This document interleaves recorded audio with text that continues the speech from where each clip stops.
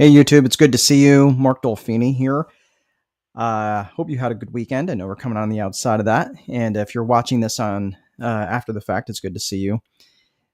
I was driving to work today, and I had this kind of thought around doing I'm doing a live event on Eventbrite here, coming up in about 26 minutes. So it's the concept of it is around sales and really around the selling conversation. And it's kind of interesting because my background is in accounting. So if anybody has ever worked in the corporate world, you always know it's like there's certain departments that are always at odds with one another. And it's always like accounting against sales. That's just cats and dogs. It's just always the way it is. Like sales guys, they're always out there like, man, they don't understand, accounting doesn't get it. We got to go out there. We got to spend money. And we're all like, oh my gosh, like you're attracting like the worst type of clients. They don't pay, all this back and forth. So anyway, it was just kind of funny that I've developed this skill set because I had to. As a business owner, these are the sorts of things you have to learn. You have to learn lead generation. You have to learn sales, not just the accounting and operational side. You have to be multi-dimensional in your approach to business. So anyway, it was interesting. So I was thinking about this, and I was driving my car, and I pulled up to an intersection, and there was a driver and a passenger in the vehicle that was opposite to me. And I stopped at the stop sign. They stopped at the stop sign, four-way stop. And the passenger of the opposite vehicle waved me on. And I stayed where I was at. Because I stopped and thought about it for a second. Mr. Passenger, you're not the one with your foot on the brake. You're not the one who has the ability to stomp on the gas. And quite frankly, even though you waved me on, it's the driver who is the ultimate decision maker. They're literally behind the wheel. And I thought about this in the context of sales and how that actually would apply is who are the decision makers. And this is really important when you're heading into a sales conversation. So that's what the topic is going to be for today. So who are the decision makers as you're heading into the sales conversation? If you're joining me, hello, it's good to see you. Let me know where you're at if you are joining me. I know I've got a lot of people who are out of the United States, which is interesting. So really quickly, I'm going to share with you this. I always point the wrong direction. I'll get used to it here on StreamYard. If you are interested in joining a tribe like this to help you navigate things a little bit better, and I put in all sorts of different content in this room. It's a Facebook group called the Time Wealthy Advantage. You can find it. I'll put the link in the description as well. But I just wanted to invite you to that. So if you are interested in following things along, not just outside of YouTube, you're more than welcome to. If you are of the Facebook sort, you are welcome to join. Just don't be a jerk. If you're a jerk, you get the boot. All right. So what are we talking about in terms of decision makers? Well, decision makers are the people who are the ones who have the ability to say, yes, we're going to move forward, and they have the ability to pay for it.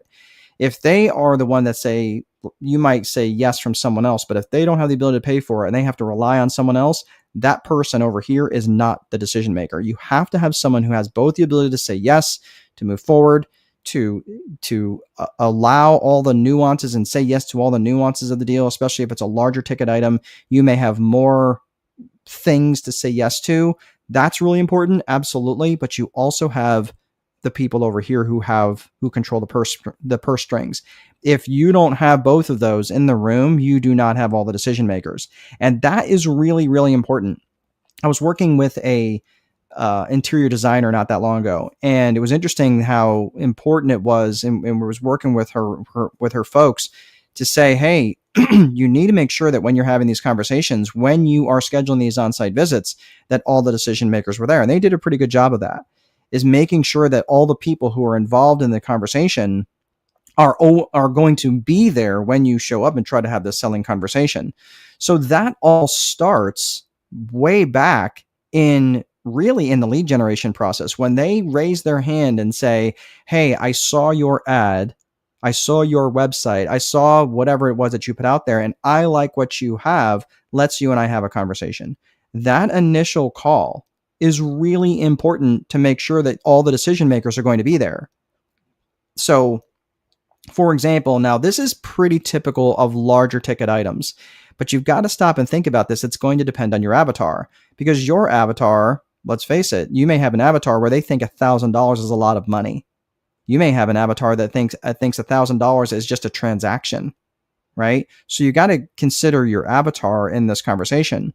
But if your avatar, let's say your avatar considers this to be a higher ticket item, then having all the decision makers there is going to make a big difference, right? If it's a lower ticket item to them, they may not necessarily have to have all the decision makers there. They'll probably just go, yeah, I'm the decision maker. I'm just going to go ahead and go for it, right? But even for those lower ticket items, you still need to have the decision makers there. Because if let's say that you're marketing to a bunch of 13-year-olds who need a credit card to buy your stuff, they're going to need a credit card from mom or dad, right? I'm using that as an extreme example, but that's true, because they don't have the ability to say yes. I mean, even if they had a credit card, someone else could, put the kibosh on your charge, and now you've got a charge back. So you got to make sure that all the decision makers are there. So regardless if it's $100,000 item or $1,000 item, all the decision makers need to be in the room. So what does that mean? If I'm having, let's say for argument's sake, that my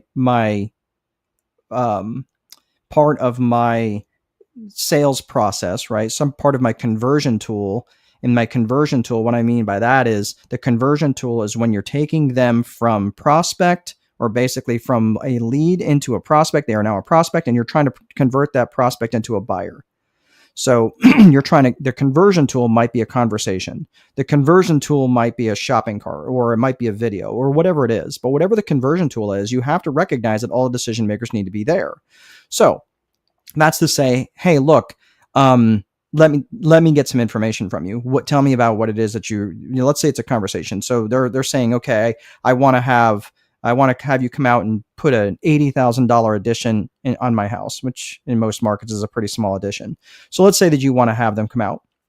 So they're having this conversation. And you're saying, okay, cool. Hey, I'm going to come out and I want to have this conversation with you. I'm going to drive to your property, but let me ask you something. Before I do that, who are all the people that need to be involved in the process? Who are all the people that are going to be picking out color schemes, that are going to want to choose the different colors of the shingles on the roof, that are going to want to see the layout before they make any decisions? Who are all those people? And it could be the spouse, it could be the son-in-law who's built every house in America and he's amazing at it and he will happily tell you that. All these people that need to be involved in the decision-making process, right? And saying, okay, cool, because and the reason why that would be important to bring them into the conversation early is so you can say to them, look, my schedule books pretty quickly. I want to make sure that we don't unnecessarily delay things, right? This is really important. You want to ask them that their budget and then for their timeline, how quickly you're looking to get started, how you're looking to have this done. These are the really important questions to ask during that initial call. So that's the time to ask them who all the decision makers are. Now, when you book that time, you say, okay, cool, I'm going to come out and take a look at it, or hey, I'm going to work on your project. When I present this to you, who all needs to see this?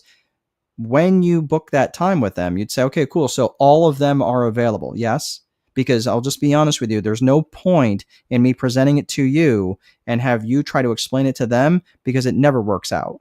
They're just going to find a way to say no. And if I show up and you're not, and all the decision makers are there, no offense, I'm not going to stay, right? I just want you to respect my time like I'll respect yours.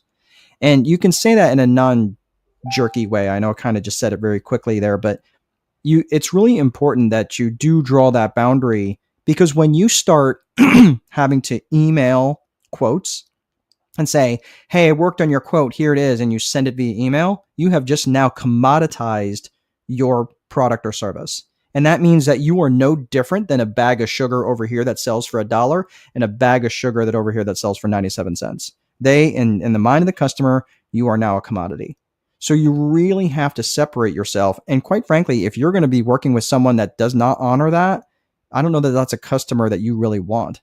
Because if they're not going to honor what you're trying to do, if they're not going to honor your process, and you're just going to say, hey, look, I'm going to respect what you want, but in order to do this, it's important that all the decision makers be there, because I'm going to ask some questions during the presentation, and I need those answers. And if not everybody is there, and you're going to bring this back to them, That's not going to work, right? So it's really important that you get their buy-in, you understand who all the decision makers are early on in the process, and get them right out of the gate during the discovery call. Get them interested in that. Get them to be bought in on the process enough to have that all the decision makers there at all at one time.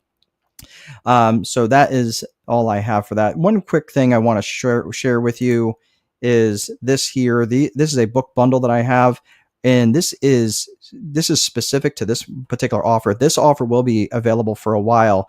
But once I sell out, I'm not going to put this back up again. This is a book bundle that I have. You'll see the Time Wealthy Advantage over there on the left-hand side of the screen. And those other 4 books there, those are supplement guides that I am offering for purchase on the link in just through YouTube right now. So in addition to these books, so you get the Time Wealthy Advantage guide, Time Wealthy Advantage book. There we go. And then the 4 supplement guides that you see here. There's one on lead generation. There's one on sales. There's one on accounting, and then there's one on using the strategic one sheets. If you are interested in that, I will also include a 45-minute one-to-one coaching session, all for one price. So if you look in there, if you don't want the 4 guides, you don't have to do. You can separate those out. It'll all be self-explanatory when you click on the link, and you can see it in there. So that is all I have. That is all I have for today. If you are interested in having conversations, reach out. But I'd like to hear about what kind of expectations that you have in terms of being a decision maker or having all the decision makers there during the sales process. Have you had issues with this in the past? If so, I'd like to hear about them. That's all I have for today. We'll see you guys next time.